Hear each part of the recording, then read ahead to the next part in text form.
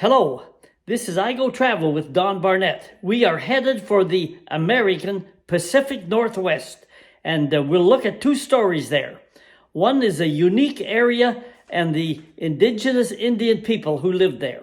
And the other video is about a terrible war that broke out between the Indian folks and the American Army. But let's get to the first video first. We rolled into the Idaho Panhandle, just south of the Canadian border and south of Spokane, Washington. Stay with this video and we will learn 3 new words. One word is the Palouse. The Palouse refers to the large, fertile rolling hills of the Idaho Panhandle and eastern Washington. The second word is Appaloosa, the painted horse of the region. These historic and uniquely painted horses once roamed the Palouse in abundance. The third word is Nez Perce, the North American Indian tribe that originally inhabited the region. The Nez Perce lived in the Pouce and trained their Appaloosa horses. It is a big country, and their story is a big story in American history. Let's just be sure that we know where we're at.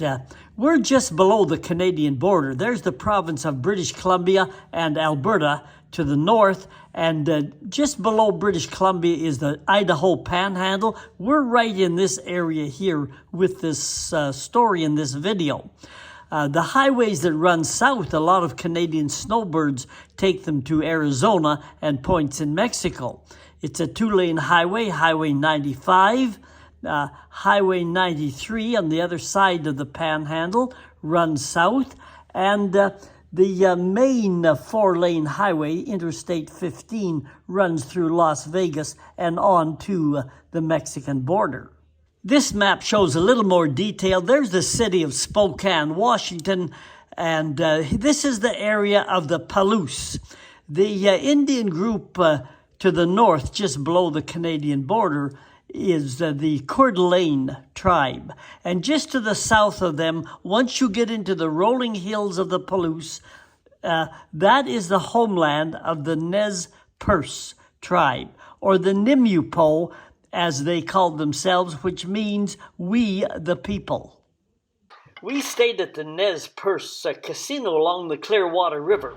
The Clearwater, along with the Salmon River, flow into the Snake River that flows into the Columbia River and the Pacific Ocean at Astoria, Washington.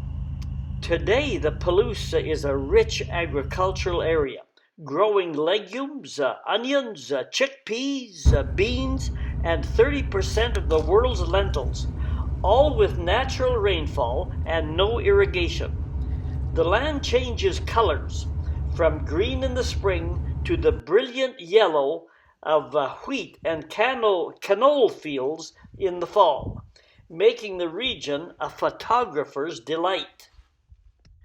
Huge elevators and grain bin operations like this just tell you that this is a major agricultural area.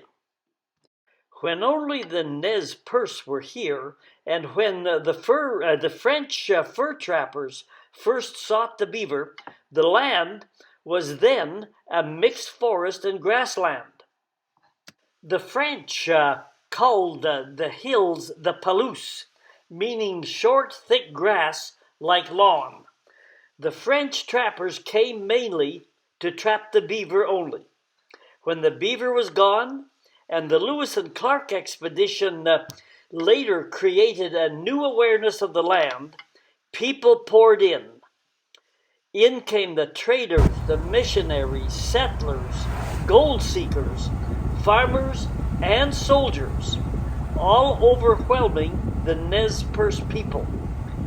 Much of the abundant wildlife and the spotted horse was gone. The former huge grassland was converted to agriculture. Let's talk about the Appaloosa horse. The Appaloosa was the horse of the Nez Perce Indians. And when the early fur traders who had named the rolling hills the Palouse and they pronounced it Palouse. In English, you don't pronounce the final E on words, but in French, you do. So the Palouse, the French traders would say, I saw a Palouse out there, meaning a horse out in the hills. And the word over the years gradually changed from Palouse to Appaloosa, the horse of the Nez Perce. There is a registered Appaloosa organization in Alberta, and I took these photos of the horses when I visited the museum in Moscow, Idaho.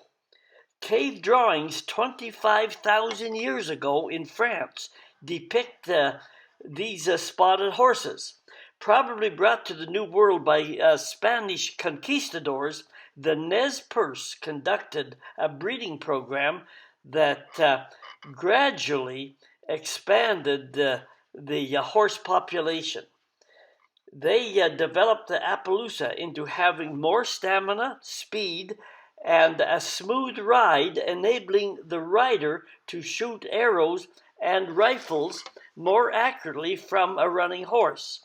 The Nez Perce called their Appaloosas war horses, and the U.S. military recognized that these horses were at least equal to their cavalry horses and superior to the pintos and smaller, more stocky horses often owned by prairie Indian tribes. The Appaloosa made the Nez Perce a potential, formidable foe in military conflict, and therefore the U.S. practiced a policy to exterminate all horses, including the Appaloosa of the Nez Perce. I like to ride bicycles once in a while. And I was riding my bike on the bike trail between the border between Washington and Idaho, and I rode westward toward Spokane. And along that trail, along the Spokane River, there's a big monument I noticed a little ways off the trail. Maybe it was 3 or 4 meters high, a big stone monument. So I went over and read it.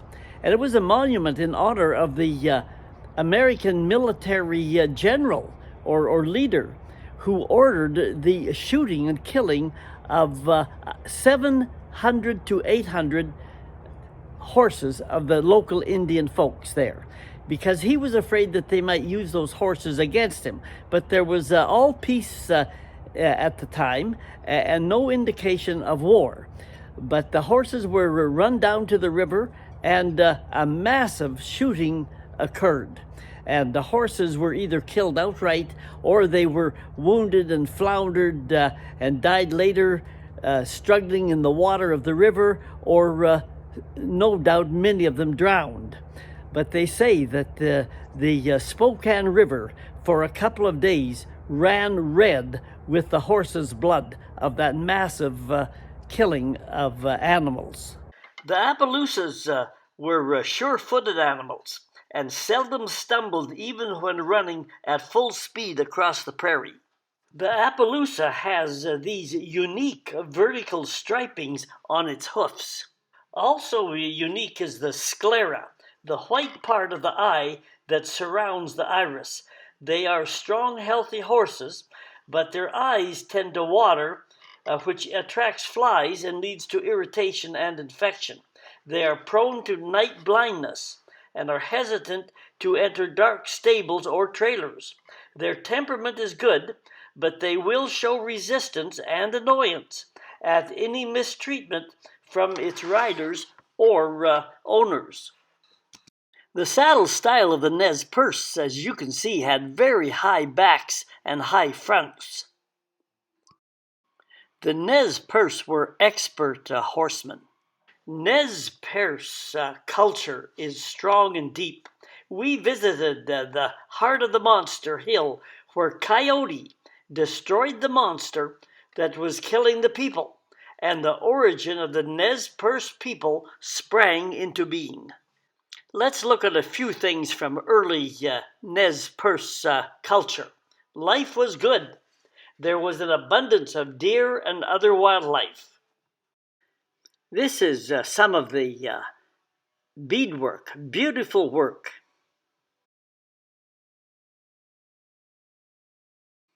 This basket was tightly woven to the extent that it was waterproof. This is a replica of a sweat lodge. Elements of traditional religion exist along with Christianity. There was a continued harmony when the first white men came, the early French fur trappers. But that was in the early days. As more Americans poured into the area after the rich, fertile lands, resistance and conflict broke out with the Nez Perce, and they called it the Nez Perce War. But that's another story, and I've got that story in this playlist if you want to check that video out. In the meantime, I guess we're all wrapped up here. And hit the subscribe button, and that helps us bring more videos, and it'll tell you when more videos are on the internet. If you want to see the other video on the Nez Perce War, just as it says at the top here, Google at Don Barnett 5090, click on my name and hit playlists in the middle of the page and scroll down to the Idaho playlist.